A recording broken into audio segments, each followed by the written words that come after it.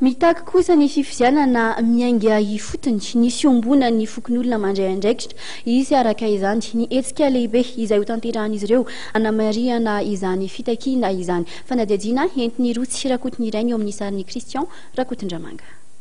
Tsy tafavoaka intsony ny firenena raha nambaran'ireo Fiombonan'ny Fokonolona Mandray Andraikitra izay miara-mivondrona sy miara-mientana ary miasa mba hamerenana amin'ny ny fiainan'ny malagasy an-tapitrisany maro.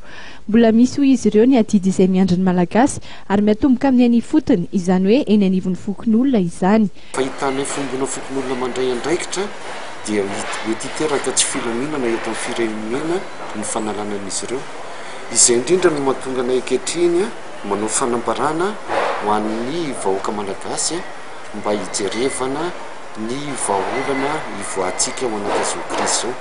Dia tsisy afa-tsy ny fifidianana miainga avy any amin'ny fokotany, satria ny fifidianana filoham-pirenena dia ohatran'ny tombontsoan'ny olombitsy sy ny tombontsoan'ny vahiny no ampanjakana ao anatiny ao ary isin'ny fanoliana an'ireo kandida telo na enina moa amin'izao fotoana. Ankoatra ny vahaolana amin'ny fifidianana izay tokony hatomboka ny ifotony dia anisan'ny sofisokevitra ireo fikambanana izay hivondrona ao anatin'ny Fiombonan'ny Fokonolona Mandray Andraikitra ihany koa ny fiverenan'ny vahoaka malagasy amin'Andriamanitra amin'ny alalan'ny fibebahana faobe. Tsy tokony hisy intsony ny fifaniliana andraikitra eo amin'ny samy malagasy fa tokony handray ny adidi ny malagasy tsirairay ho hiatrana izy ireo.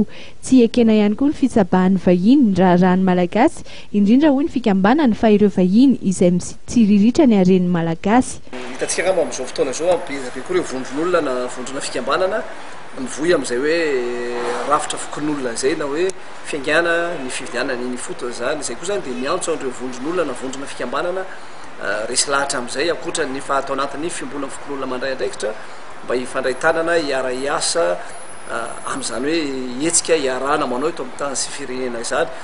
Eo moa be da be miteny hoe atao tsisy mpiaino fa zay mahita fa misy miaino satria mitombo ny olona resy lahatra amin'izay ary mitombo koa ny olona amin'izao fotoana izao hoe vonona hetsika amin'izany hoe hetsika fiangana any fotony izay ka aorina ny fotoam-bavy dia hisy hetsika lehibe ataona miaraka amin'ireo vondron'ireo samihafa eto amin'ny tany sy firenena zany. Raha samy maneho ny fahavonona no ohatra ny Fiombonan'ny Fokonolona Mandray Andraikitra ny malagasy rehetra dia ao anatin'ny roa volana dia tokony ho totosa avokoa ny fifidianana sy ny famerenana ny fahefana ho an'ny Fokon'olona.